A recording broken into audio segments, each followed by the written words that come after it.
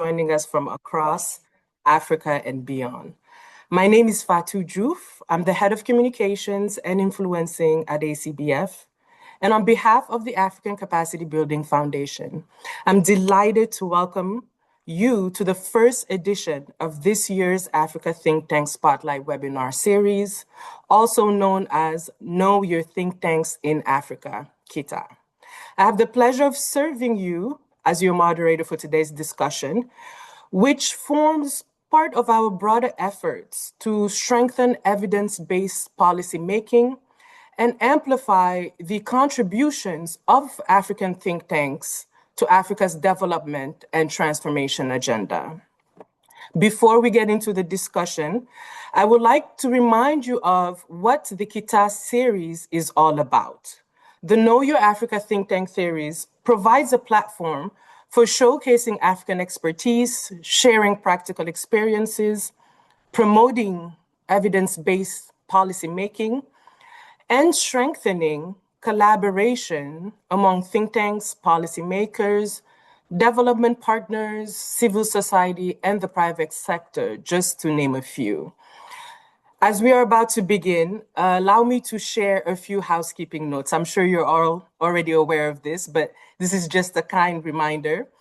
Today's webinar is being conducted in both English and French, with simultaneous interpretation available. And to access this interpretation, please make sure to click on the button at the bottom of your screen and select your preferred language. We also encourage all of you to engage with us actively throughout the session, while we have a dedicated Q&A segment at the end of the discussion. Please do feel free to share your questions or comments or just reflection in the chat as we proceed. We will do our best to incorporate as many contributions as possible into today's discussion. Today's conversation is particularly timely. Across the continent, governments continue to develop ambitious policies, reform agendas, supported by growing evidence and research. Yet one of the most persistent challenges remain translating those ideas and well-crafted policies into effective implementation and measurable impact. That is why today's discussion focuses on the theme from policy ideas to implementation, insights from the Africa Think Tank Summit in 2025. This webinar will serve as two complementary purposes. First, it will provide an opportunity to reflect on the key lessons, recommendations, and insights that emerged from last year's African Think Tank Summit. And second, it'll help identify priorities and ideas that can inform discussions leading to the upcoming Africa Think Tank Summit, which will be taking place later on this year in October. It is in this regard that today's conversation is both a moment for stock taking and an opportunity to look ahead. We are joined by an outstanding group of speakers, and without further ado, it is my pleasure to invite our very own Director of Programs and Impact at ACBF, Mr. Abderrahman Diko, to deliver the opening remarks. Mr. Diko, the floor is yours. Thank you, Fatou. Good afternoon, distinguished speakers, colleagues, partners, and participants joining us from across Africa and beyond. It's my pleasure to welcome you to this first webinar of the 2026 Africa Think Tank Spotlight Series. And as Fatou mentioned, this is convened under the Africa Think Tank Network and forms part of the African Capacity Building Foundation ongoing efforts to strengthen the visibility, the relevance, and the impact of African think tanks. It is also closely linked to the Africa Think Tank platform, supported by the World Bank Group and implemented in collaboration with the Africa Union Commission and AUDA-NIPAD. Together, these initiatives seek to build stronger think tank ecosystems and foster meaningful engagement between research institutions, policymakers, and development partners. Today's webinar focuses on an important question: what happens after the summit ends? The Africa Think Tank Summit 2025 brought together more than 500 participants from over 40 countries, representing governments, think tanks, academia, civil society, development partners, and the private sector. The discussions were rich, the exchange were vibrant, and several important initiatives and partnerships were launched. However, the true measure of success is not what was discussed during the summit, but what has happened since. One of the central messages emerging from the Africa Think Tank Summit in 2025 was that Africa does not suffer from a shortage of ideas, strategies, or policy frameworks. Rather, our greatest challenge remains implementation. Across the continent, well-designed policies and reforms often struggle to translate into tangible results that improve institutions, economies, and the lives of citizens. This is where think tanks have a critical role to play. Beyond generating evidence and policy recommendations, think tanks must increasingly position themselves as partners in implementation, monitoring, learning, and accountability. They must help bridge the gap between policy design and policy delivery. In doing so, they become not only producers of knowledge, but also catalysts for change. The summit highlighted this evolving role as generated several concrete outcomes, including new knowledge products, strategic partnership, and innovative learning initiative. Yet, many of the questions raised in Addis Ababa remain highly relevant today. What progress has been made? What lessons have emerged? What challenges remain? And how can we collectively accelerate implementation and impact? These are some of the issues that today's discussion will explore. This webinar also marks the beginning of the journey toward the Africa Think Tank Summit 2026. It provides an opportunity not only to reflect on the outcomes of the previous summit, but also to identify emerging priorities and shape future conversations. I'm particularly pleased that we'll hear from institutions that are actively engaged in translating ideas into action. Their experiences, successes, and challenges will provide valuable insight for all of us. Distinguished colleagues and partners, think tanks are often described as institutions that speak truth to power. But the real gift of a gathering like this one is something quieter. It is practitioners speaking truth to each other. No performance, no positioning. Just honest reckoning with what works, what does not, and what comes next. That is the spirit of that we bring today conversation. You are very welcome to the conversation. As we begin, I encourage everyone to participate actively, share experience openly, and engage in the spirit of learning and collaboration that defines the Africa Think Tank community. Before I conclude, please allow me to extend my sincere appreciation to our distinguished panelists, Professor Fadel Jame, Mrs. Marian Cham, Mrs. Gloria Somoleke. We are grateful that you have taken the time to join us and share your valuable insight and experiences. I also would like to express my thanks to my colleagues, Barasu Jawara, Rodolphe, Fatou, the moderator, for the efforts in organizing this webinar series. Your contributions are greatly appreciated and are instrumental in making this event a success. Thank you all for joining, and I wish you a productive and engaging session. Thank you very much for your attention. Thank you very much, Mr. Diko, for those insightful opening remarks and for setting the stage for today's discussion. As highlighted, the importance of strong institutions, effective implementation, and evidence-informed policymaking has never been greater, especially as you stated, Africa does not have a shortage of innovative ideas. And to help us revisit the key messages and recommendations that emerged from the Africa Think Tank Summit in Addis Ababa last year, I am pleased to invite Dr. Barasu Jawara, Senior Knowledge Management Expert and Coordinator of the Africa Think Tank Network at ACBF, for his presentation. Barasu, over to you. Thank you very much, Fatou. Good afternoon, good morning, good evening, colleagues. I hope you can hear me. We can hear you, Barasu. Yes. Okay. Yeah. Yes, we can hear you. Excellent. Thank you.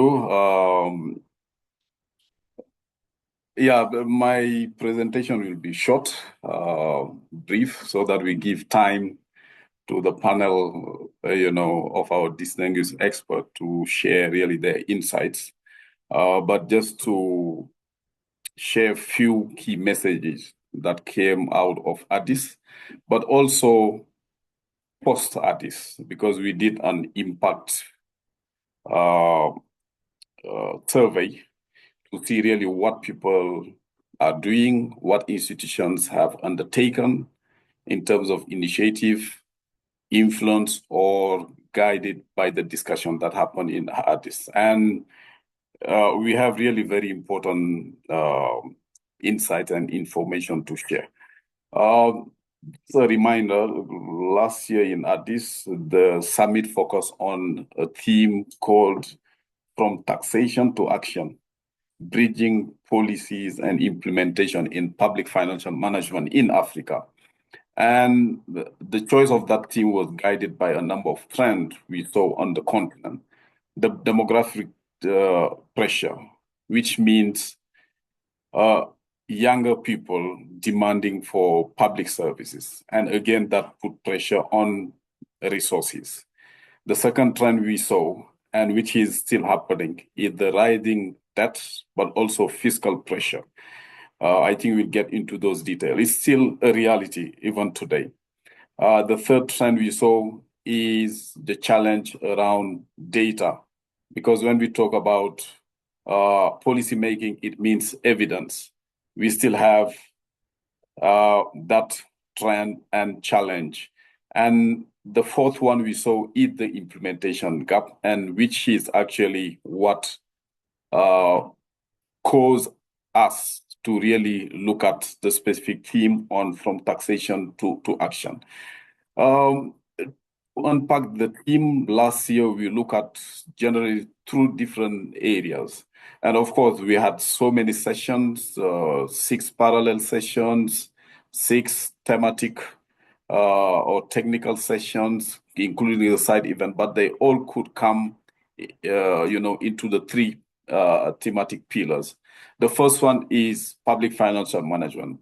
And there, what we were discussing is around how do we modernize, how do we digitize the tax administration, how do we strengthen expenditure management and public accountability. We also discuss gender and climate sensitive PFM. We had a hackathon. Really, those are, the key issues that we discussed under the public financial management. Looking at domestic resource mobilization, of course, fiscal sovereignty was part of the discussion, digitizing the taxing the digital economy. And there were even a launch of a course under the ACBF Ubora Academy. Regional economic communities around tax harmonization. We have people from YMO and ECOWAS discussing that. And I think one of the very important subtopic was around AI and the digital tool that we should use, to improve domestic resource mobilization. Around the implementation capacity, we had specific sessions dedicated to think tank and how they could actually help into closing the implementation gap. The role of civil society, we had a specific session around civil society and youth and the role they play in fiscal governance. Capacity was, of course, multiplier and considered as a cross-cutting issue, and it came across all the discussions. So from the survey we did, and of course getting information from the final report which was shared, we saw, four key messages around public financial management. Digitizing, tax administration is important. We call it digitize or you fall behind. So it's something that is happening and we all have to be part of the process. Budget credibility is actually the foundation of public financial management. That also was a key message that came across. The accountability structure must match the ambition. I think that was also another key message that came from the discussion and which is also included in the final report. So having gender responsive and climate sensitive PFM was also a very important key message coming under the public financial management and under the self from the impact survey we did. Of course, we had a responder of around 62 individuals. 8 among the respondents say that they've launched PFM reform initiative after the summit. 6 of them also say that they have updated their institutional strategy to focus on PFM intervention. And we also see that 79% have actually conveyed to us that they really have a better understanding of the PFM and the challenges. Coming to the domestic resource mobilization, there were 4 key messages. The first one is to tax the digital economy, and I mentioned that there was a course launch, and that course is, by the way, available online through the Ubora Academy. And regional harmonization was actually coming as a very important and critical multiplier. If we really want to succeed, we should really harmonize, bring the expertise, bring the know-how, but also policy convergence around the harmonization of domestic resource mobilization strategies. So AI, which I mentioned, is actually a very important tool, and there were quite a number of specific cases during the panel discussions, and there were even a keynote speech around AI and how it could help actually in transforming revenue collection.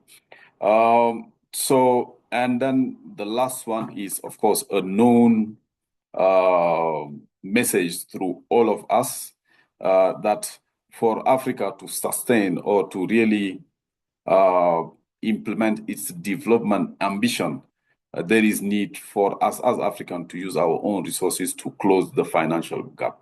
So just few numbers. I think last year we had around 560 participants who joined the summit.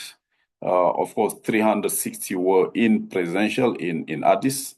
And from the post-survey assessment, we understand that 5 institutions have actually drafted and submitted grant proposals which are around domestic resource mobilization. And there were also 3 DRM initiatives which were launched at the country level. And in one specific case, there was a research agenda around property tax launched actually in Liberia by LIMPAC. Around the capacity, the implementation capacity, the key messages are around 3.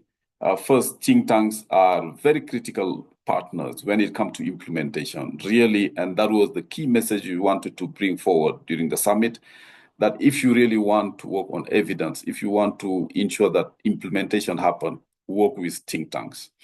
The second one is the research to policy gap is a defining challenge. And that also came across the different survey we did.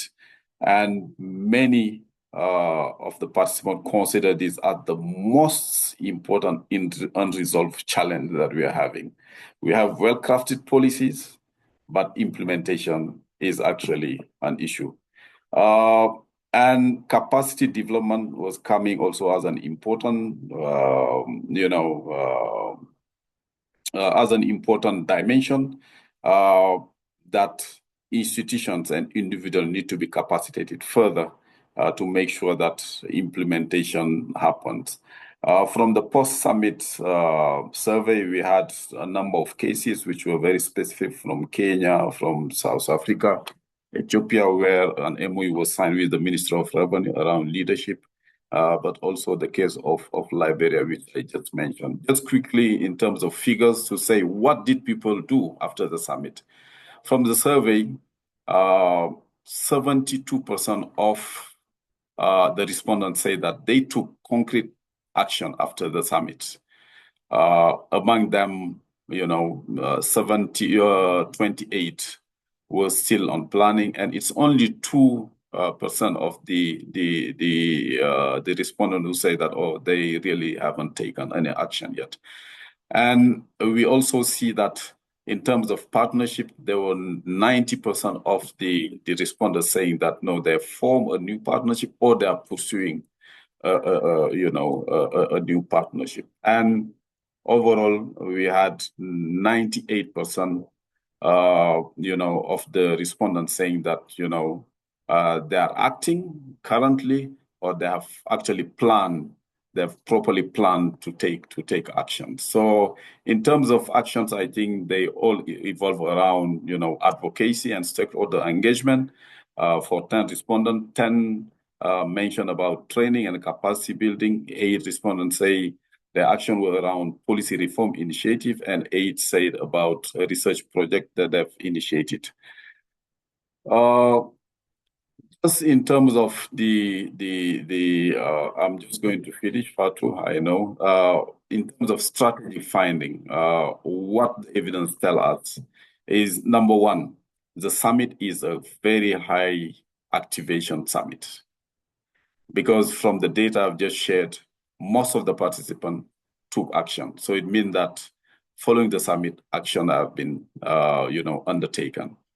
The second one is partnership was built even during the summit and after the summit.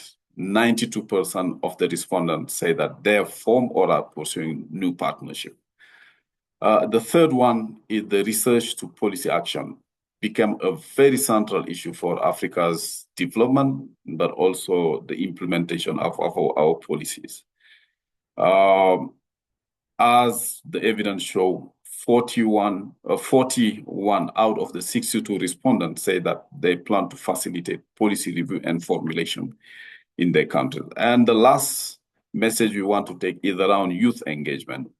Most of the respondents, among the respondents, we had many students actually who really were very enthusiastic about the summit and also understanding the critical issue being discussed. So here again, of course, we always give a very good slot to young people and the youth, but I think there is need to further increase that by giving them more roles during the summit, because we all know that young people are the leaders of tomorrow. So what are the implications for this year's summit? I think we have the 5 recommendations based on the survey that we did. The first one is to have a structured follow-up mechanisms. Of course, this webinar today is part of the follow-up mechanism. The impact assessment or survey that was done was also part of the follow-up mechanism. But through the Africa Think Tank Platform project, we are also working to make sure that there is a much more structured and formal follow-up mechanism. The second one is a policy lab format. A lot of discussion were happening, and we thought that some of those ideas could be put into policy brief in real time, either during the summit or right after the summit, so that policymakers who are attending the initiative or the summit could actually go with.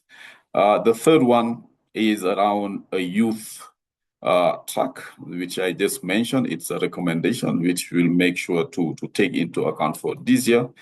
Of course, participation is always an issue in terms of sponsorship. You all know that resources are limited, but we'll really make sure that we bring as many partners as possible to make sure that, we really expand the participation of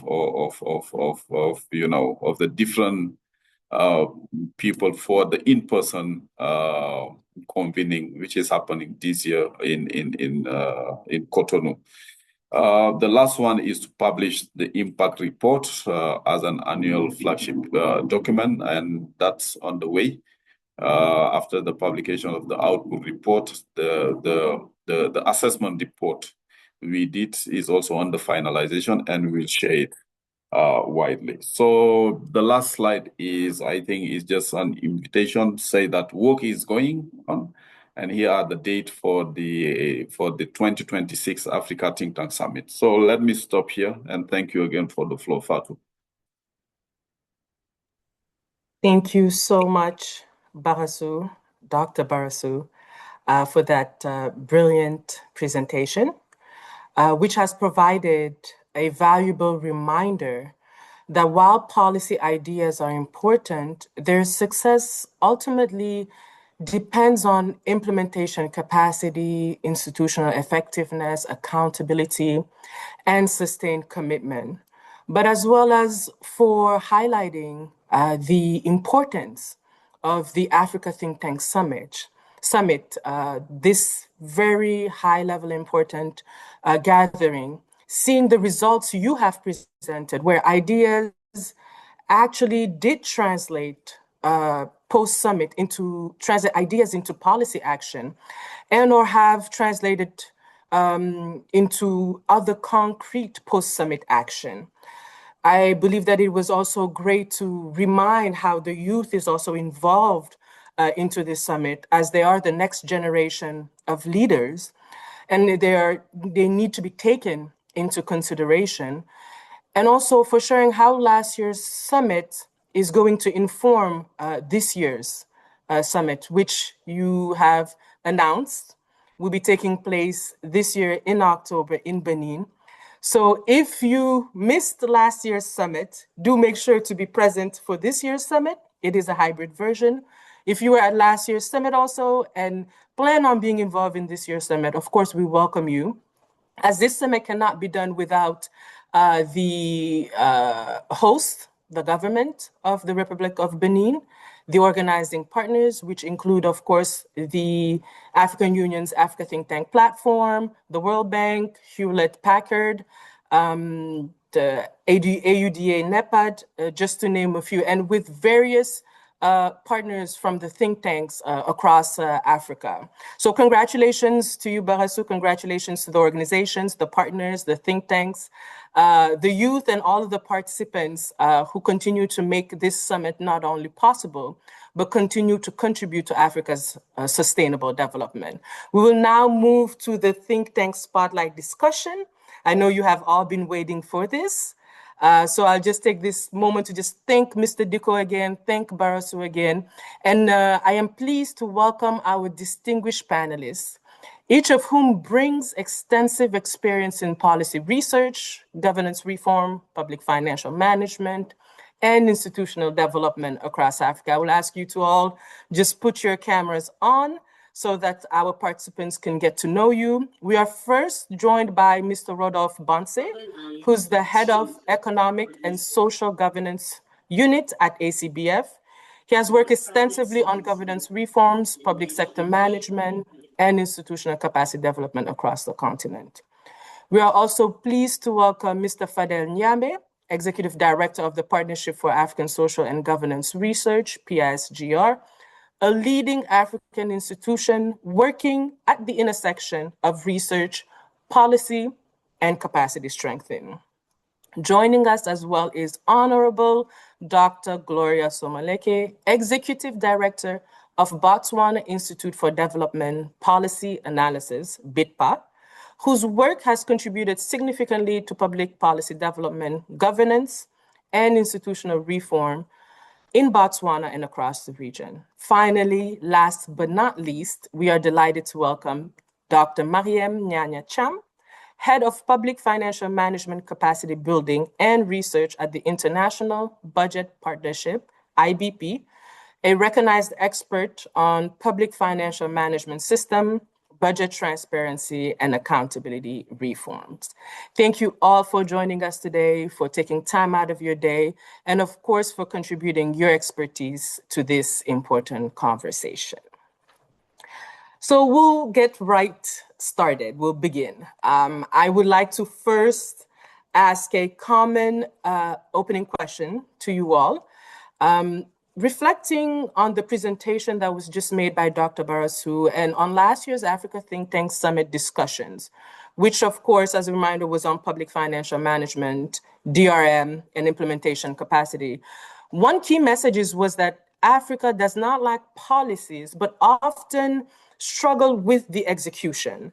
So really would like to hear from your perspective, what is the most important lesson from last year's summit that helps explain why policy implementation continues to lag despite strong technical evidence from think tanks? Please just ensure that your answers are concise so we can continue the discussion and allow participants at the end to ask their own questions to you. So I'll ask for you to take 1 to 2 minutes to just give your answer. And we will start with Honorable Dr. Gloria. You have the floor.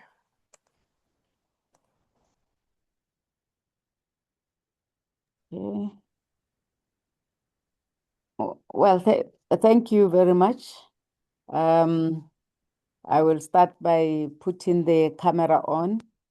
I'm not sure whether everybody can see me. Hopefully you can. Well, you know, since that meeting in Addis, and every sort of document that was sent before the meeting, after the meeting, it is very, very clear that the diagnosis of the problem, the very, very diagnosis that Africa does not lack the policies, but the problem is implementation, that is correct. And I think just by getting that diagnosis correct, we can start now to work at finding out how we can address the problem. Why am I saying this? Because there are various aspects to this problem of why there is no good implementation or why there is a high implementation failure across a number of jurisdictions. And so it really depends on the thread that at that particular point has been identified as the key issue from a specific country. So for now, I can only say that. Thank you so much, Dr. Gloria. We'll just ask for you to just shift a little bit your computer because we're seeing half of your face as we move forward. Thank you. That is great for the rest of the discussion. Thank you for that answer. You stated it. Once you've identified the issue, then resolving the issue should come easily. But of course, there are many reasons for it. I would like now to just move on to Mr. Fadel Nyame. Could we just please get your answer? As a reminder, we're just trying to figure out why Africa, though it does not lack policies, often struggles with execution or implementation. Thank you, Fatou. Let me start by thanking the Foundation for the invitation. And it's a pleasure to be part of this distinguished panel where I find my sisters and brothers I worked with before. I think building on Gloria's response, I think we are used to a model where research feed policy is made by government, program are implemented, and citizen benefit. That's the simple model that we have in mind. in reality, it's more dynamic. Implementation requires a different set of capabilities. It requires engagement, relationship, governance, trust. Therefore, the absence of implementation is actually reflective to the fact that we have not strong institutions that can walk the talk on the policy. So, and this implies that in order to address the lack of implementation, we need to redesign the way, we need to bring implementation at design stage, where all the stakeholders are clear on what is the expected outcome, who is involved, what evidence is required, who needs to do what, and what financing is required, who also will win and who will lose. Because people act on their meaning. Otherwise, we make the document, then we move to another conversation. I think understanding the challenge will give us some clue as to how we can address it. Thank you so much, Mr. Nyame. You've brilliantly built on, of course, Dr. Gloria's answer. You're right. There is a model. It's simple as it is built, but in reality, it's more complex when you get to the execution stage, right? And what I've heard is how important it is to have all of the right stakeholders at design stage, to not wait, to ensure that this doesn't become a document and it's just shelved, but to really have all the stakeholders on board and understand who needs to be involved, what evidence is required. He used to use the word who will win or who will lose. I'm hoping that all will be winners, but in cases, as you rightly stated so, each gets to benefit in a very different way. And that's important to understand. So I believe that answer was quite poignant. And from where you've stopped, I would like to invite Mr. Rodolphe Vance to tell us, in his perspective, why he believes policy implementation continues to lag. Thank you. Thank you, Fatou, and good afternoon or good morning, depending on where you are. I think it's good to be part of this discussion. It's good to also see most of the panelists being part of the ATTS event, last year. Let me start by putting that ACBF inception since 1991, it was based on the fact that there were some challenges in terms of the policy design, at the African countries, within the government. And ACBF have been created to support the capacity of African countries for more evidence-based, but also contextually relevant policy making. So that's where ACBF supported many African countries to establish think tanks. And these think tanks have played an instrumental role in building the policy making, but also improving the policy making quality across Africa. And now this think tank was part of it. They went through the journey to improve the policy making process across Africa. And now the biggest issue that we are having is that from the policy design, the policy that are adopted, when you look at the level of implementation at the end of the phase of the policy strategies, you find that there is a big gap. That's why also we are still having development challenges. And then I think one of the critical things that is coming strongly is how do we improve the collaboration between think tank and government, think tank and other stakeholders involved in the policy process. I think that this is the critical area. We have seen some tension where some government, have from the, policy perspective, they believe that the government has the monopoly of policy making and policy implementation. So the think tank voice is not here. It's the same for the civil society voice that is not here. So finally, we don't have the collaborative work that is required to better manage the change process, because managing development is not the monopoly of the government. How do we build all the stakeholders to make sure that they put the effort to implement the policies? Thank you.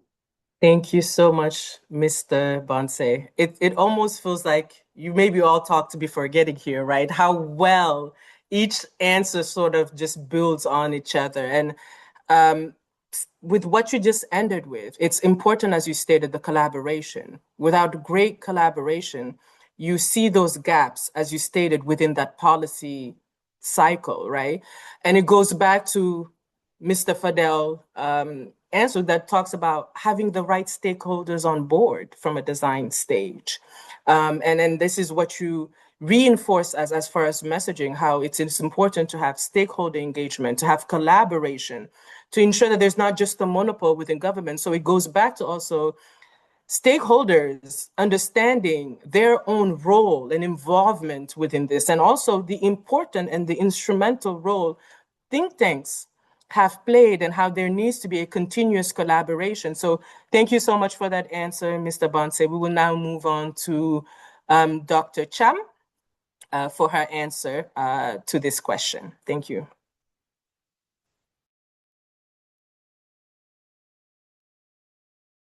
Merci Fatou. Je voudrais d'abord de nous avoir associés depuis l'année passée aux activités qui sont faites et qui visent à renforcer les réformes en finances publiques au niveau de l'Afrique.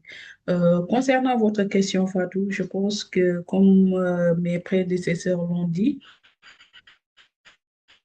l'Afrique n'a pas de problème. Et je pense que sur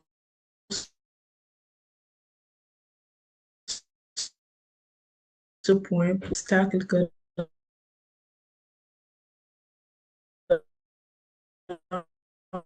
rencontre les idées et les obstacles peuvent être considérés d'une certaine manière comme des obstacles à la fois structurels, d'autres obstacles sont considérés comme institutionnels et enfin il y a les obstacles politiques.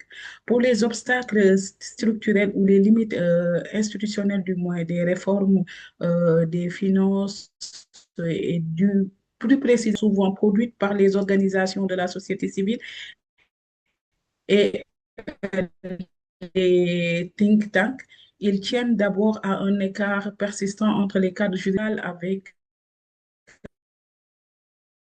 la récente révélation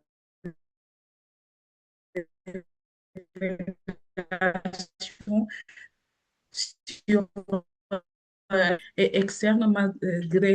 Et aussi, on voit qu'au niveau institutionnel, une institution comme la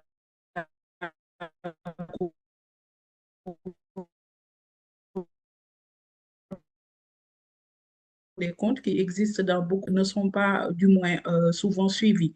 Et souvent aussi, voilà, ce sont les limites institutionnelles que je voulais partager avec vous.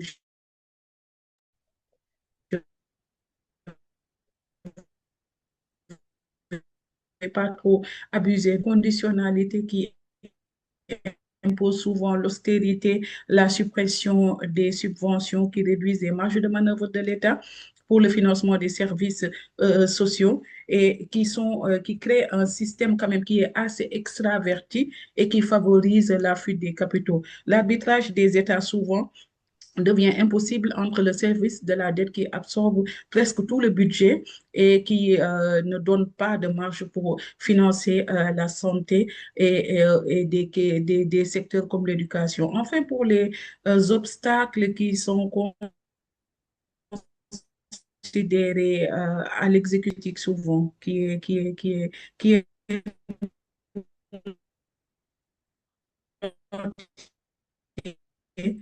dans le cadre de notre think tank produisent, les organisations produisent, mais souvent, voilà, l'État ne se l'approprie pas. Il y a aussi une faible appropriation nationale des réformes et souvent perçue comme imposée par les bailleurs, ce qui fait que la plupart des exécutions ne sont pas mises à continuer jusqu'à leur terme. Et enfin, nous pouvons dire aussi qu'il y a un mauvais séquençage des priorités qui conduit à lancer parfois des réformes qui sont très, très, très compliquées. Nous l'avons vu dans le cadre de la budgétisation par programme où les États, jusqu'à présent, les acteurs peinent à pouvoir intégrer tous ces aspects. Donc, il faut dire qu'il y a quand même tout un écosystème autour des réformes qui font que parfois c'est difficile à mettre en œuvre, et d'où l'importance des organisations comme les ACBF, comme le réseau des think tanks, mais aussi des organisations de la société civile africaine qui travaillent beaucoup à appuyer pour mettre en œuvre ces idées et ces politiques qui peuvent, lorsqu'elles sont mises en œuvre, accorder plus d'allocations aux secteurs qui sont les secteurs névralgiques de l'économie, mais aussi aux secteurs sociaux qui intéressent souvent les organisations de la société civile. Je vous remercie. Merci beaucoup, Dr. Cham. On a eu un petit souci pour t'entendre. Je pense que c'est le réseau. Je ne sais pas si tu pourras te déplacer ou essayer de voir juste pour la suite. Ah, d'accord. Je vais Voilà, essayer de me déplacer. voilà, il n'y a pas de souci. Merci beaucoup. Thank you so much, Dr. Cham, for this. Yes, for this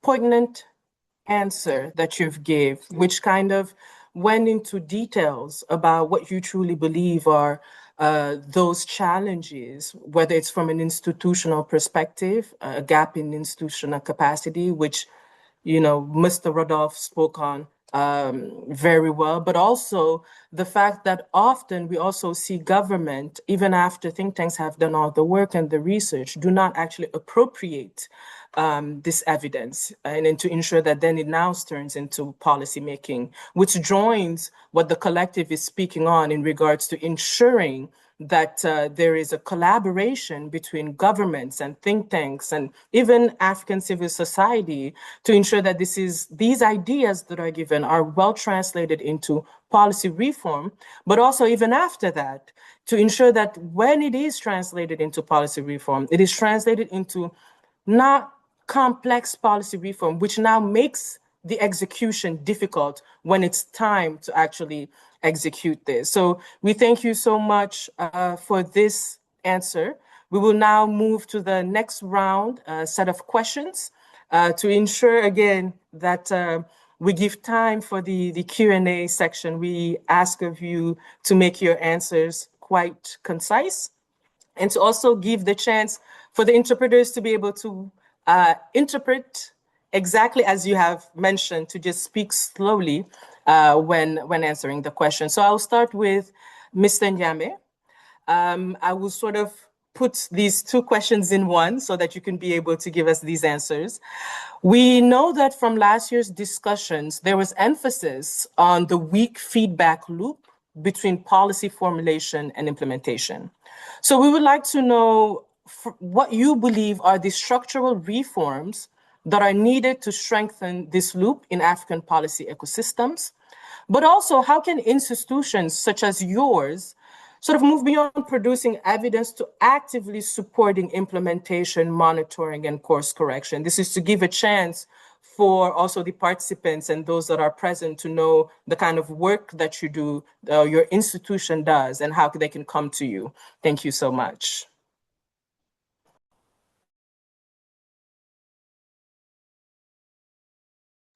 Yes, thank you, Fatou. First, I think I'll start by just briefly introducing my institution, as you alluded to. The Partnership for Africa Social and Governance Research is a Pan-African organization, which mission is basically to promote evidence-informed policymaking. I think it speaks to the agenda of this meeting and to the review that was done by Dr. Barrasso earlier, recognizing that the lack of impact, lack of delivery very often originate from lack of a due process of identifying the cases, being able to understand what are the trade-offs between different options, and being able, therefore, to make decisions based on co-created evidence. And I insist on co-created. And that goes back to the earlier discussion, which means you not only government, but you listen to all segments of society to make sure that we can prioritize. So we do that through three main measures, one by investing in capacities at the university level, but also at the industry level. We have training program dedicated to policymakers, but also to university lecturers to make sure that we have an adequate supply of researchers, but also policymakers who can use evidence. The second area of investment that we do is exactly around generation of evidence. Once we have the capacity to produce, how do we bring it to the fore in order to now go to the third pillar, which is the uptake. And the uptake is probably the one that speaks mostly to what we are talking about here. And in that respect, we have a program called Utafiti Sera, which is a Swahili word for research policy, exactly speaking to the need to link the research making to the policy making. So to address your first question, I think the reform that are required has to stem from the fact that policy making is a learning process. You will not get it right the first time. You can have an idea, get the data, try something, but if you don't learn and generate that feedback, you may have policy, but it doesn't lead you anywhere. So one of the key reforms that we see important is really to institutionalize learning, not just review, admitting that some of the things will go wrong, but as we say, no failure, only feedback. What are we learning? Now, and one of the ways to do it is to create a platform where embed all the stakeholders in the learning process. It's not only a government matter. Everybody who participated in generating the policy should be part of providing feedback, but also making sure that we understand what to do better. So that's, and I think the point here is the best policy ecosystem are not the one that avoid mistakes, but rather those that detect and correct mistake as they go. It's about self-correct, self-start, self-assess, and self-correct. That should be the motto. Institutionalized learning. Secondly, make budget review evidence, not politics. The budget should be based on the evidence that you are trying to achieve and the outcome that you have set out yourself for. A policy without a financing statement is just an intent. So show me the money should be a key principle. And I'm going fast because of the time requirement. Third element is measure what changed, not what you did. From that point of view, I've even asked my brother Barasu, not only to map out what people say they did, let's see what changed. I think a culture of accountability around outcome, not output and action, would be significant. And that goes back to the initial idea is integrate implementation at this design stage. What is success? For this to happen, who needs to change? What are the transformation challenges? What are we doing for this to happen? And we learn on a continuous basis. So how PASGA can help? By definition, as I explained to you earlier, we are totally, actually our raison d'etre, our mission is to have an ecosystem of evidence-informed practitioners who can engage to generate data, to own it, to implement it and learn from it across the continent. So where we can really partner with ACBF and all the think tank is firstly move knowledge production, move from knowledge production to knowledge brokerage. It's not only each of us producing our piece of evidence. It's how do we make sure that we co-create the knowledge? And we can go back to that, how we do that. The second element is generate the evidence during the implementation. Don't wait the end. How do we get rapid feedback loop? I'll give you an example. Living labs are concrete mechanisms to link all the stakeholders who are involved in a major flagship, not only to implement, but also to learn from what is happening from other components of the ecosystem. And there are many examples. We are actually promoting Living Lab on green processing across 12 African countries, where you don't need to wait for 5 years to know what is working. Obviously, for this to happen, you need to be coordinated. You need digital. That was one of the points that Barasu mentioned.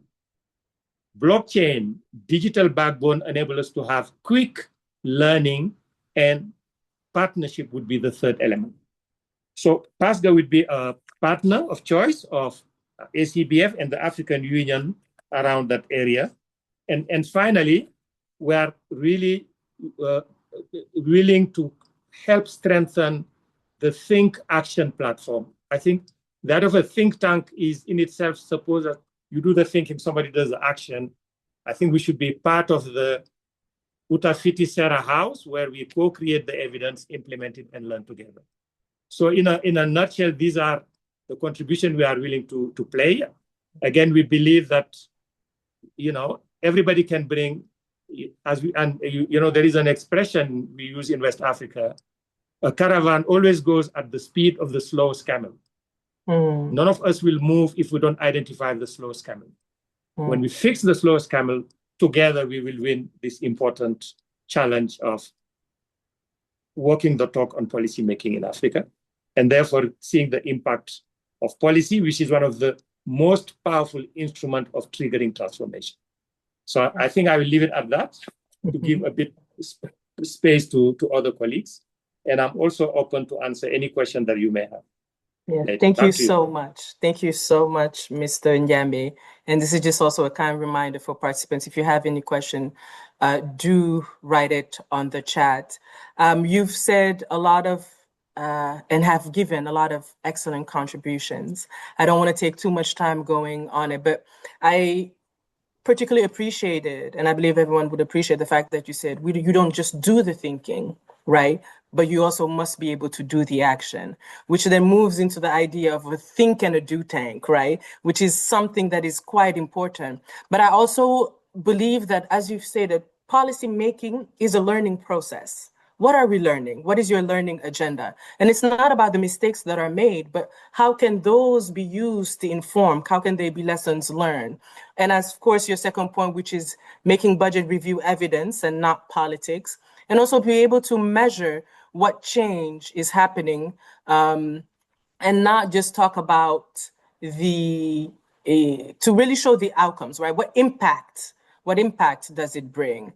Because the lack of impact and delivery is also due to the lack of the due process in identifying the cases, as you stated. And thank you so much for telling us what PSGR is about. And of course, Mr. Nyame, you are a friend of ACBF, and we've known you for such a long time and appreciate all of the excellent work you and your institution does when it comes to this. And so we also urge all of you, if you can, to share emails or websites on the chat for the different participants. I think I will stop there, so I will give some more time for the panelists to answer. I will now move to Honorable Dr.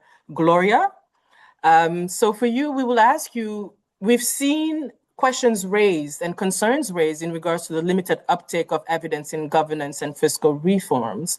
So based on your experience, what determines whether governments actually act on think tank recommendations after policy dialogues, such as the summit? And also, same question to you that was asked to Dr. Nyame, but in regards to BITPA, your organization, how is it adapting its research and engagement approaches to better align with real-time needs of implementation actors and policymakers? Thank you so much. I know that you all have such wonderful contributions to give, but just do remember to just keep this as concise as possible. Thank you. Okay, thank you very much for that, or for those questions. Let me indicate that, as I said earlier, when it comes to issues of policy and poor implementation and lack of delivery, the policy environment, I would say, sometimes looks like it's so fragmented. It really depends on the type of policy that you are dealing with. So let's talk about this public finance management policy advice. I find this to be one of the most problematic. This is one area where governments would then do very, very poorly. Why? Because of the following reasons, as far as I'm concerned. The first one is that, when it comes to issues of public finance management and good governance in that regard, the biggest hurdle here is politics, and understandably so, politics.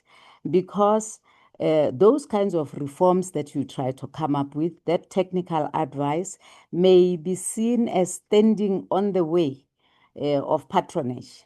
And as you know, our societies are really, struggling with issues of patronage and corruption and many other things that sometimes make a good governance very difficult to accomplish. And then there is also the second one, the lack of an established and functioning and collectively shared framework or system with the rules, the guidelines that can guide how resources would be distributed in that country. So sometimes things are just happening haphazardly. I'm sorry to say that, but it does happen. And then the third one is the failure of technical experts to realize that the matter of public finance management involves a distribution of resources and cannot just be treated purely as a technical issue. One might ask, what do you mean and why? How should they treat it? Because these are technical people. I think the most important thing is to realize that the politicians are operating with something which is not necessarily that which is of concern to the technical person. They are operating, for example, within a 5-year election cycle, and certain decisions whose consequences will be felt maybe in 5-10 years' time may not be that attractive to a politician who is having to provide solutions and resources to solve problems. And then the other one is the failure of us experts to communicate and to communicate meaningfully to the policymakers in ways that can be understood, in ways that can be embraced, in ways that can allay their fears about what would happen next if such kind of advice is embraced. And then the last one there among the constraints, not to say that these are all, I find that there's also a problem of sidelining and neglecting local expertise, so that you find that some of this technical advice that is coming into our countries lacks grounding on the local context. Now, let me get into BITPA and how it is navigating this terrain and trying to help with their implementation. Let me indicate that we have a new government that came into power in 2024. This Botswana, as you know, used to be known and renowned for good financial management. This is a country that avoided many of the problems currently that it is even facing right now. But in the last 10, 15 years, that kind of system collapsed, and Botswana started to experience a lot of problems that were unknown before. Let me indicate here that in the past, the diamond revenues were there.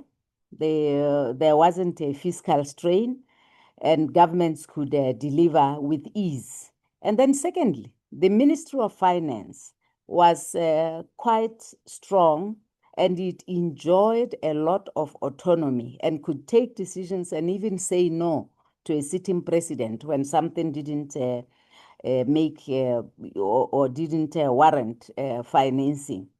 And lastly, the ruling party at that time was dominant, and the competition was weak, and it was assured of its performance in the next elections. And over time, that environment has changed, and the ruling party, as it has, become more and more pressured by a strong opposition until 2024, when it lost elections, it had now started to drop some of these good traits that worked for the country. So now, after 2024, we have a new government that is also different from the previous one in the sense that this one is a coalition. So it has to negotiate everything that it does. And remember, it came into power on the basis of promises. Now, what should they do? Because they have to fulfill those promises that they've made. So what has BITPA been doing in this regard? I think for Can we us. just make it, apologies, Honorable Gloria, just really quick so that we can I'm ensure. saying that there are only two things that we did because I had to talk about this context. Otherwise, my points may just be hanging there, irrelevant. The first is making sure that every policy that we have participated in its formation this year, we have made sure that the issues of financing and how this thing is going to be financed is discussed and considered way before. And then secondly, we have now developed a program so that we can also be doing, we can follow up and assess implementation on the ground with respects to certain key policies that are very close to the agenda of the government. There are many other things I could say, but for now, this is where I would end. Thank you so much, Honorable Dr. Gloria. I know that you had much more to give, and honestly, we could sit and listen to you for hours because experience sharing is part of this, and we can all learn from the experiences you've had and your institution had.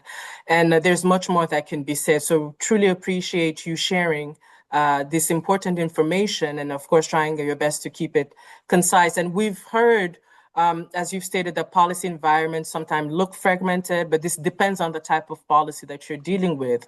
But also when we're talking in particular in regards to public financial management and good governance, we've heard what you've listed in terms of what are the hurdles, as far as the biggest hurdles being politics or technical advice, failure as far as capacity on in terms of the technical experts, but also how these experts will communicate and how they can communicate easily with a palatable message and effectively with policymakers, but also how sometimes local experts or opportunities are being neglected or sidelined, how there are African solutions for African problems. So we thank you so much for sharing your experience and for letting us know your perspective and how we can do better.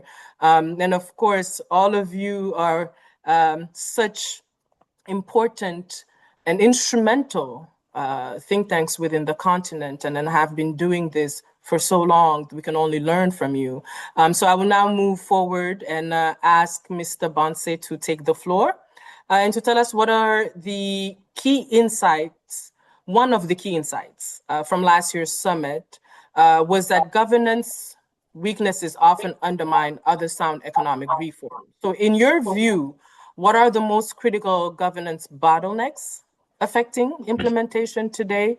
And then if you can quickly give us some information on what is ACBF doing to support think tanks and institutions in identifying and addressing implementation gaps after policies have been adopted. So I urge you, as I want us to try to stay as much as on time as possible and to allow, of course, the audience to be able to pose their questions, to keep this into a 1 to 2 minute answer. Thank you so much.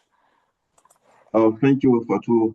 You're putting a pressure on me because I have a lot to say. But anyway, let me start by saying that with our engagement with government, across Africa, we are seeing a lot of reform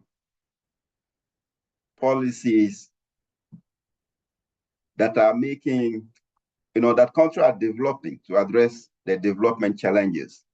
And I have to recognize that currently government are a lot under pressure. The Minister of Finance are under high pressure to deliver. And what we are seeing is this pressure can lead you to ambitious policies with limited capacity. And there have been some time where country finish to develop the development policies. They will try to bring together development partner to support and get some promise, but at the end, they don't have the funding to implement the development policies. And that's where most of the African countries believe in they put in the priority, number one priority in the fiscal policy of fiscal strategies, the mobilization of domestic revenue. I think that this is really one of the critical points. If we want to own our development, this means that the high part of the financing of the development priorities need to be based on our domestic revenue. The other thing we are seeing is, as challenges, we have development priorities, but do we build the readiness of the human resources to really, because human resources is critical to implement development policies. And then also the institutional readiness to be able to take the needed reform and implement the policy. Because institutions are the ones who implement policies. And one of the things that we also found is the issue of strategic allocation of public resources. Yes, countries are implementing program-based or result-based budgets, but there are some gaps in terms of the design of this reform. The basic foundation to be able to implement a result-based budget is data. And we are seeing that many policies don't have even the right baseline for you to be able to project what are the results, what are the targets within the time. The other thing we are seeing is, even if there is a strategic allocation of public resources to the development priorities, is how do we value what is the high value creation of the allocation to these policies to be able to select. And that's where the work of the think tank is very critical, to bring research that is addressing the challenges of ministries. I think that there is a need to communicate between the ministries as well as the think tank or the research institution to make sure that any decision or fiscal decision is taken based on this evidence that help you to identify what is the high value creation policy where you need to invest in. The other thing I would like to highlight is the issue of accountability in public policy results. I think that there is a need to improve at that level. Are we holding those who are in the public position or public administration position to results? And how are they giving back in terms of what have been done with what have been allocated to them? And how do we appreciate that? I think that's a big issue. Let me come quickly to the issue of that we are also finding since the COVID is our resilience to shocks. And if we are not able, and that's what is happening for most of the African countries, is that our fiscal structure is not robust, or we do not take some measure to address some shocks when they happen. Whether it's the internal shock, but also external shocks. I think that there is a need. I know countries are having some issues in terms of they have a lot of priority that they don't have a time to allocate some resources to address some shocks. But there is a need also to rethink that. And then finally, I believe there is a need to address the issue of the silos mentality or the issue of coordination between the institutions, which is also affecting the fiscal sustainability. If the debt strategy that is adopted by the government, at the end, those who are in charge of resource mobilization are taking some loans that are not aligned with the debt strategies, then we have some issue in terms of debt sustainability. I think that there's a lot of issue in terms of policy coherence or intervention coherence within the fiscal space that is also affecting the issues of economic governance within the country. Now, let me come to what ACBF is doing to support countries.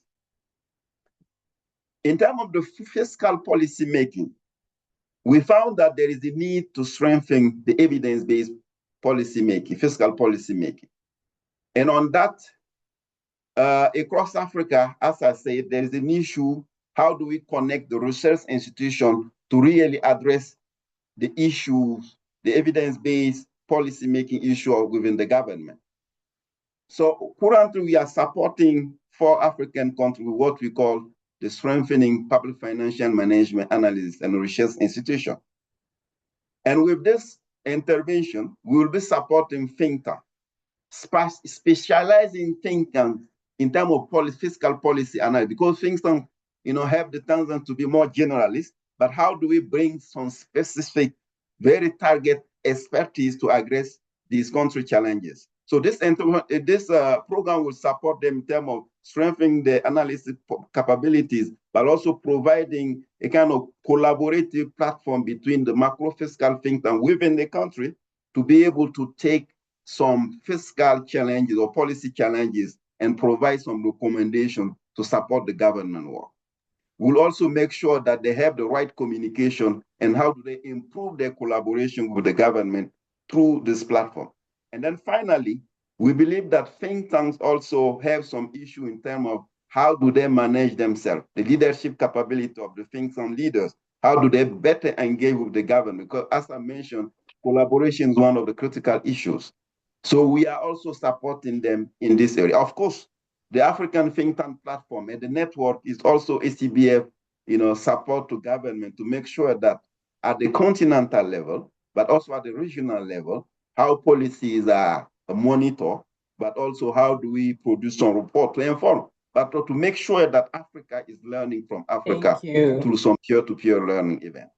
Thank you so much, Rodolphe. I know I almost believe that we don't have enough time to just take it all in. But what the good thing about this is that it's a series, and we will continuously have this kind of webinars and discussions as we go all the way through to the Think Tank Summit. Thank you for such a comprehensive answer to the question when you discuss the fact that we need governments and institutions that have the capacity, but also to have the correct and the right data, because most of them sometimes do not have the right baseline. And I'm just summarizing so we can just get the conversation to continue, but also that the research needs to address the challenges of the ministries, which goes back to what you've all been saying in regards to collaboration and co-creation and co-designing, and also the element of accountability.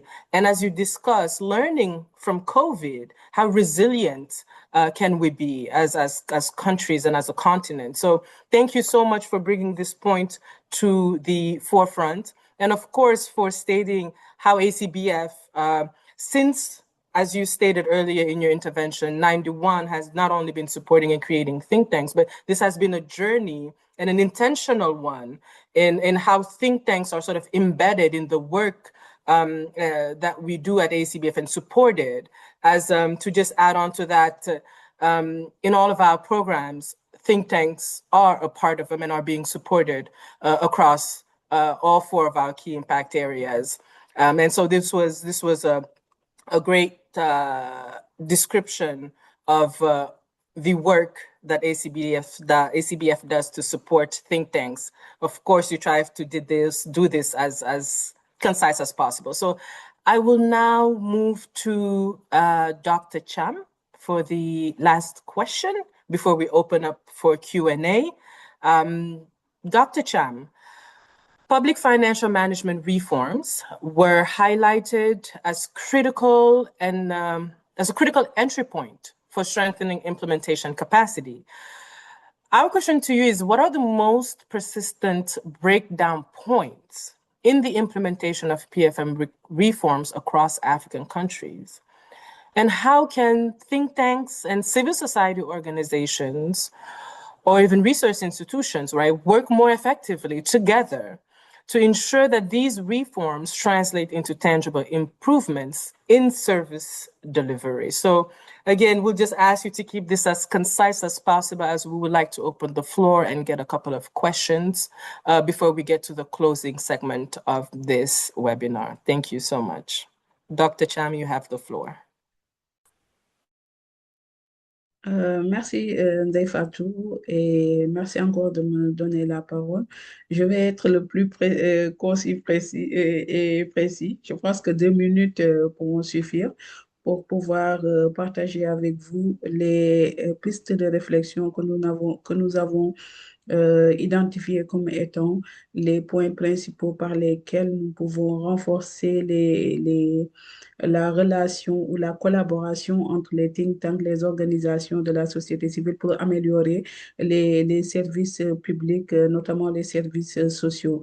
Il faut dire que pour nous, le premier point à améliorer, c'est le renforcement de la relation entre analyse technique et observation citoyenne, parce que nous le savons tous, les think tanks disposent d'une expertise assez pointue en matière budgétaire et macroéconomique. Ils savent décrypter les lois de finances, analyser les politiques fiscales, analyser la soutenabilité de la dette, évaluer la performance des systèmes intégrés de gestion. Mais cette compétence reste souvent confinée dans des cercles restreints de décideurs et d'experts. La société civile, quant à elle, que nous appuyons beaucoup, IBP appuie beaucoup les organisations de la société civile. Elle est plus implantée sur le terrain et connaît les défaillances concrète des services. Nous pouvons dire que prenons par exemple les organisations communautaires et les organisations de la société civile peuvent détecter les écoles, prenons par exemple, qui sont sans enseignants, les centres de santé sans médicaments, les services d'assainissement qui sont en panne ou les services de fournisseurs d'eau qui ne sont pas potables. En reliant ces deux univers, c'est-à-dire l'univers des think tanks et l'univers des organisations de la société civile, nous pouvons transformer les observations locales en données consolidées et comparables, tandis que les associations citoyennes peuvent vérifier si les crédits votés correspondent aux dépenses réellement engagées. Le second point que nous avons identifié comme étant un point qui pourra être renforcé, c'est la construction d'un plaidoyer commun et crédible. Nous l'avons vu, l'influence que peut avoir un plaidoyer sur les politiques publiques pour que les réformes des finances publiques aient un impact sur les services. Il ne suffit pas d'identifier les problèmes, mais il faut obtenir des corrections budgétaires et des améliorations concrètes. Or, un plaidoyer qui est isolé de la société civile est souvent ignoré, faute de preuves solides. Inversement, une note technique d'un think tank risque de rester confidentielle sans relais médiatique et citoyen. La collaboration permet donc de produire des rapports conjoints mêlant rigueur quantitative et témoignages de terrain, ce qui renforce leur conviction, leur force de conviction. Ces alliances aussi peuvent participer aux revues budgétaires publiques, interpeller les commissions parlementaires, utiliser les médias pour rendre visible l'écart entre les discours officiels et les réalités vécues. Ce type de plaidoyer commun pourrait peser sur les conditionnalités des bailleurs comme les arbitrages nationaux, en obligeant les gouvernements à justifier non seulement l'équilibre comptable, mais aussi la qualité effective des services qui sont rendus aux populations.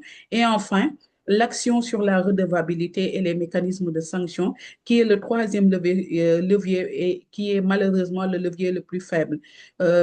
C'est souvent la sanction et la remédiation. Dans la plupart des pays africains, les recommandations des cours des comptes, comme je l'ai dit tout à l'heure, et des inspections générales d'État restent sans suite. La société civile et les think tanks peuvent ensemble continuer à contribuer à briser cette impunité, d'abord en documentant méthodiquement les écarts récurrents entre allocations budgétaires et résultats de services. Il crée ainsi une mémoire institutionnelle qui empêche l'oubli. Ainsi, en organisant, prenons par exemple des audits citoyens, comme on est en train de le voir au niveau du Sénégal, avec les organisations de la société civile qui se sont regroupées autour d'une plateforme pour faire un audit citoyen de la dette, mais aussi en, en organisant des budgets citoyens, mais aussi en travaillant sur des plateformes et voilà, en travaillant sur des plateformes pour pouvoir porter un plaidoyer fort, notamment sur des questions qui ont un lien avec les secteurs sociaux. Les crédits alloués sont souvent, quand les plaidoyers réussissent, les crédits alloués qui sont souvent revus à la hausse, mais aussi la qualité de la dépense est souvent plus contrôlée. Toutefois, il faut veiller à ce que les acteurs civils préservent leur indépendance, c'est-à-dire que ils ne doivent, leur légitimité repose sur la capacité au nom des usagers, de travailler au nom des usagers sans être confondus ni avec l'opposition ni avec les partisans du gouvernement. Il faut maintenir une position neutre afin de préserver l'impartialité aussi bien des think tanks, mais aussi des organisations de la société civile. Je vous remercie.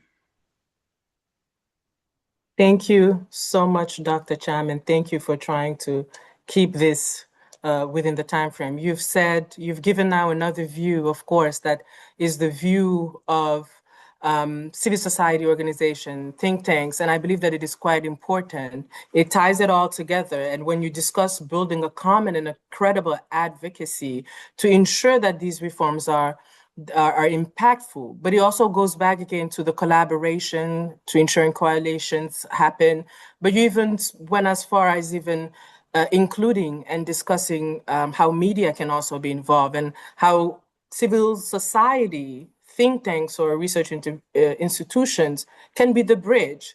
So I thank you so much for that poignant contribution. To ensure, because I know that we are now right on time, I would like to just move forward and open up the Q&A.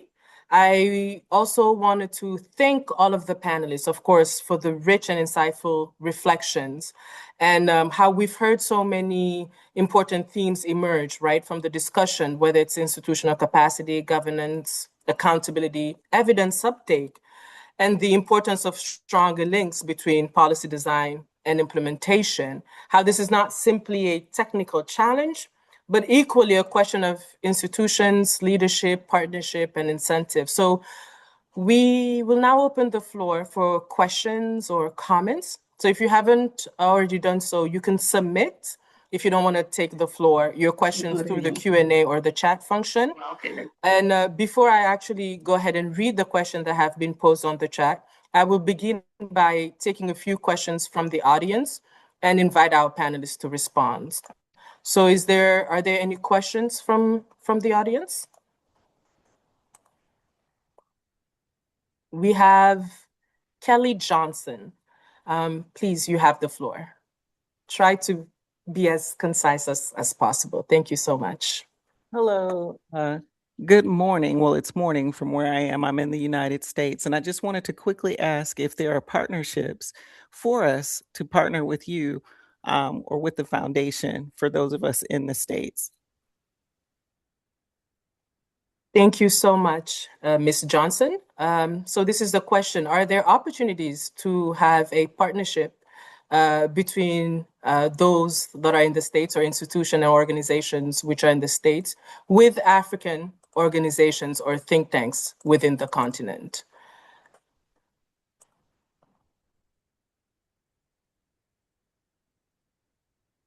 Any of my distinguished panels would like to answer this question? Maybe we'll start with Rodolphe and then the rest of the panelists. Thank you. Oh, thank you, Fatou, and thanks, Kelly. I think this, I think on our side, we are always open as the African Capacity Building Foundation to partner with its institution, not only in Africa, across Africa or across the world, when we have, the same goal, to achieve in terms of supporting countries. So I believe you can reach out to us through email, and then we can have a conversation to see what specific, partnership we can build to support the African country development agenda. Thank you. Thank you so much, Rodolphe. I believe that this is also right for everyone across this panel. So I do urge all the panelists to please share their contact within the chat box so that the different participants or institution can get in contact with you and figure out and explore possibilities or opportunities to collaborate directly with your institution. We will now move to one of the questions within the chat. This is a question for everyone. So maybe once I read off the question, I will ask Mr. Nyame, then Dr. Gloria to please take the floor. So this question is from Adeyemi, going back to one of the earlier questions, which he thinks still applies generally to the discussion. He believes that we are experiencing a global phenomenon, policy implementation friction, which is rising in many parts of the world, not just in Africa. The policy to deliver a gap is becoming a universal feature / problem of governance. In mature democracies, it's increasingly self-imposed, judicial reviews, environmental laws, planning restriction, and multiplying veto points that slow down policy implementation. Policy implementation is getting more sophisticated and more contested around the world. Is Africa facing the same challenges as well? So this was a mix of some views and a question. So Mr. Ndiame, if you can provide us with your thoughts before we get to Dr. Gloria's view. Thank you.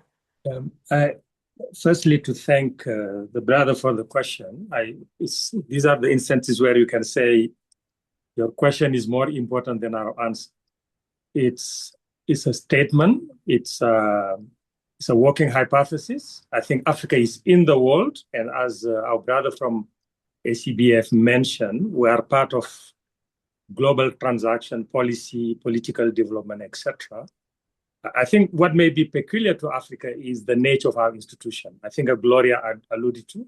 Other countries may have their challenges, but they have established institutions where the mechanism of generating the budget, accounting for resources, and the delivery are a bit more established, even though you still have gaps. One critical factor from where I'm sitting is the level of involvement and awareness of the citizenry. The extent to which citizens can be good citizens by paying taxes, but also demanding for accountability through normal processes. So I think it's a statement we can work with, but make sure that it's empirically grounded based on the specific reality of each country.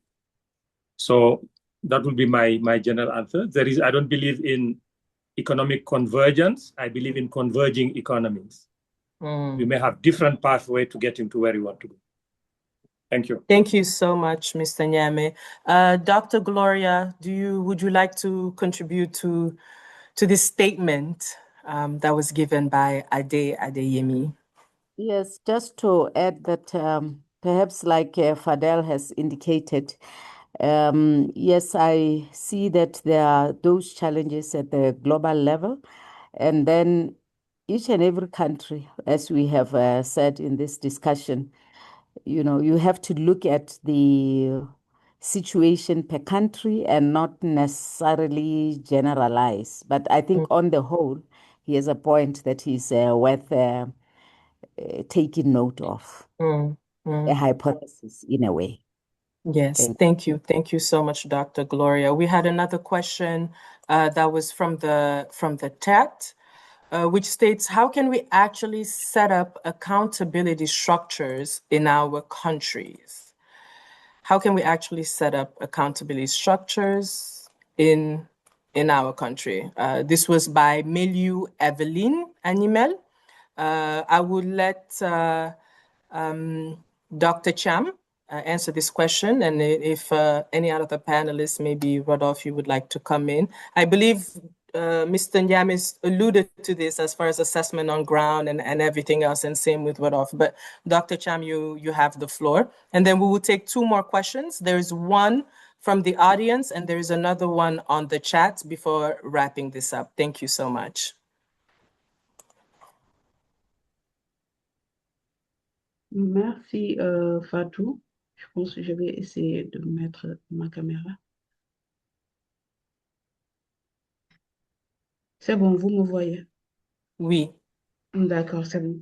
En fait, pour les mécanismes les structures de redevabilité, il faut dire que d'abord, dans chaque pays, il faut dire que de manière institutionnelle, on a des structures de redevabilité qui sont déjà institutionnalisées. Nous pouvons citer par exemple les cours constitutionnels, du moins les cours des comptes qui visent à renforcer la redevabilité dans la gestion publique. Mais aussi, il y a aussi les parlements aussi qui travaillent dans cette direction. Mais pour la mise en place de structures de redevabilité, disons citoyennes, il est important qu'il y ait des organisations qui ont d'abord une bonne capacité en matière de finances publiques, mais aussi une bonne connaissance des règles et des principes de la redevabilité, notamment la documentation budgétaire, l'information budgétaire, comment la traiter, mais aussi comment demander des comptes, parce qu'on ne peut pas demander des comptes comme on le veut. On sait qu'il y a un encadrement juridique dans ce cadre. C'est pour cela qu'il est important, encore une fois, et c'est le conseil que je donne souvent aux organisations de la société civile, de travailler en partenariat avec les think tanks qui sont experts dans ces domaines, qui puissent les appuyer pour qu'ils puissent faire leur travail en matière de gestion, du moins en matière de suivi citoyen, mais aussi en matière de redevabilité. C'est quelque peu ces informations qui me viennent en tête, étant entendu que la plupart des organisations de la société civile, au fond, leur travail vise à renforcer la redevabilité. Donc, de manière claire, ils travaillent sur ça. Merci. Merci beaucoup, Dr. Cham.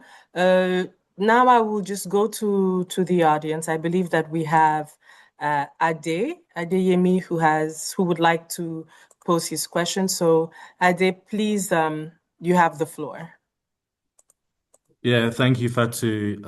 Good afternoon, good morning, good evening, colleagues. My name is Adeyemi. I'm with the African Think Tank platform. I'm its technical advisor.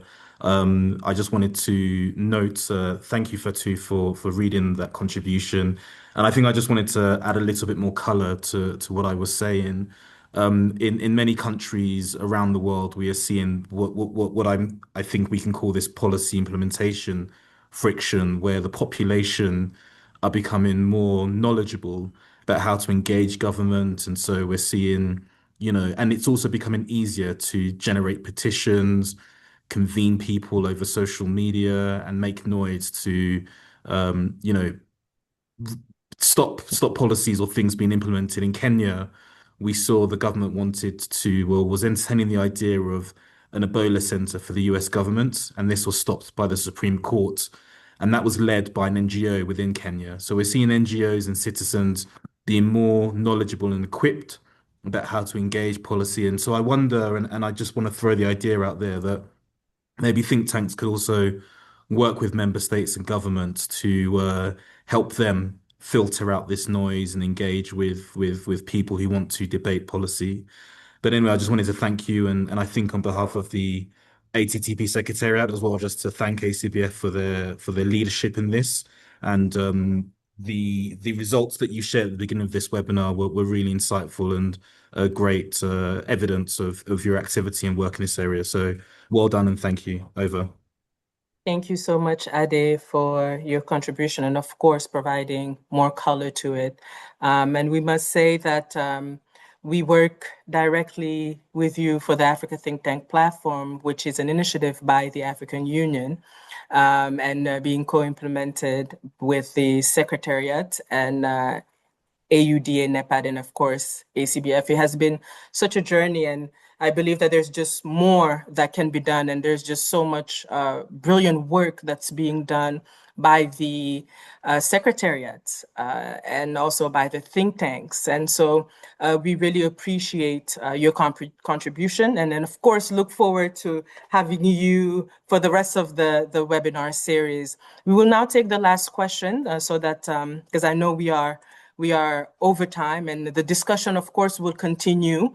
So last question for the panelists, and maybe for this one, I will just ask very briefly if Mr. Nyame could just answer this very briefly and concise before we just move forward to the closing segment. How youth are very inclusive in the think tank initiative conversation for future development plan and policy formulation or implementation. I believe the question is, how are they? How important are they for these kind of conversations?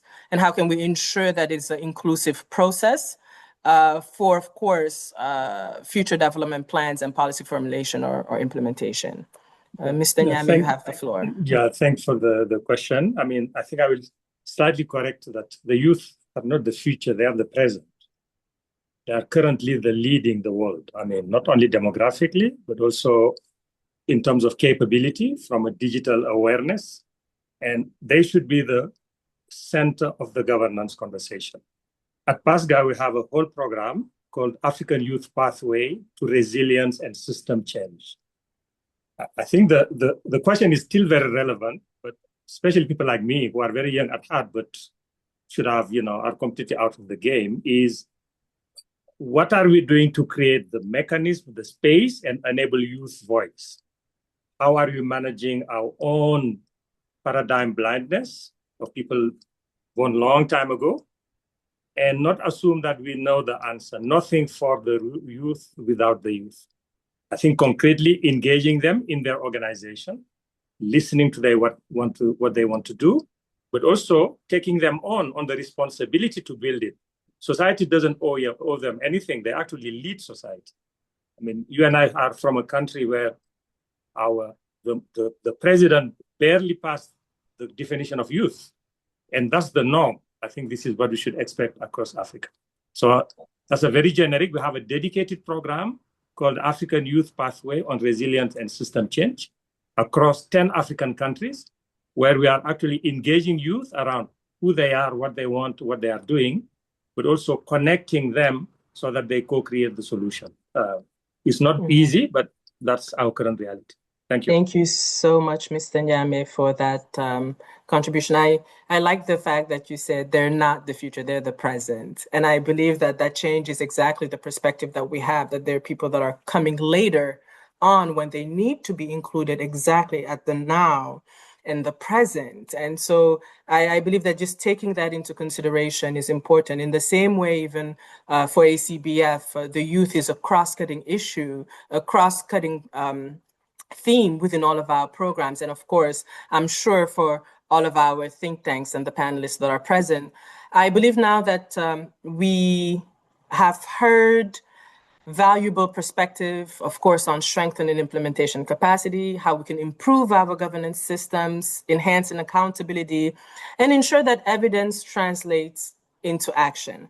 I would like to thank all of our panelists and, of course, the participants for a rich and engaging discussion.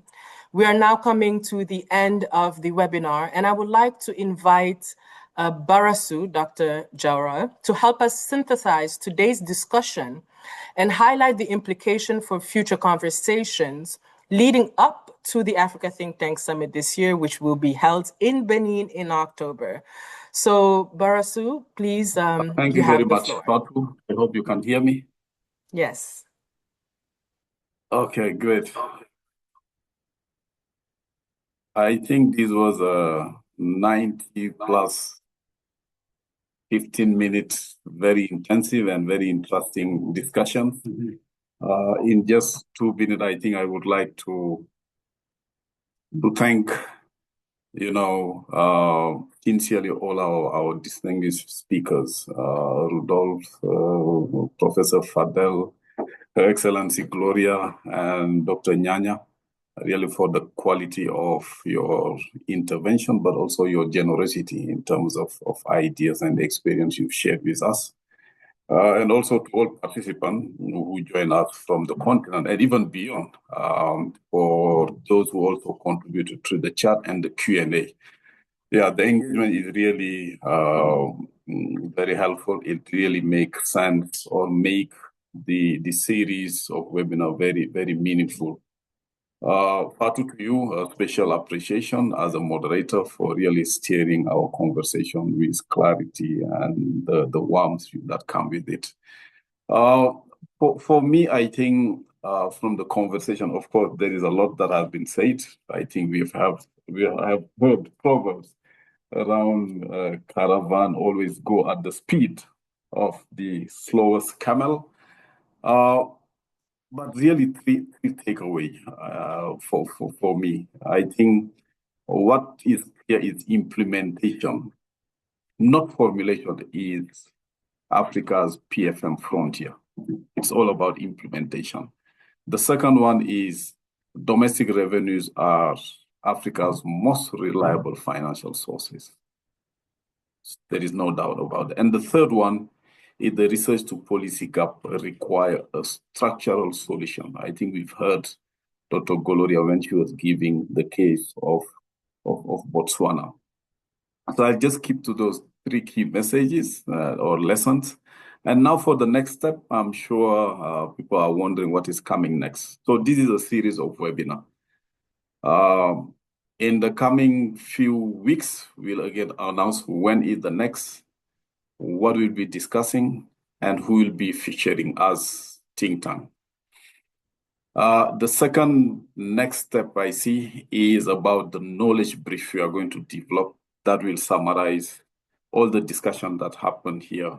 What are the key takeaways and the insights that will be compiled or compressed into a knowledge brief that we will share widely.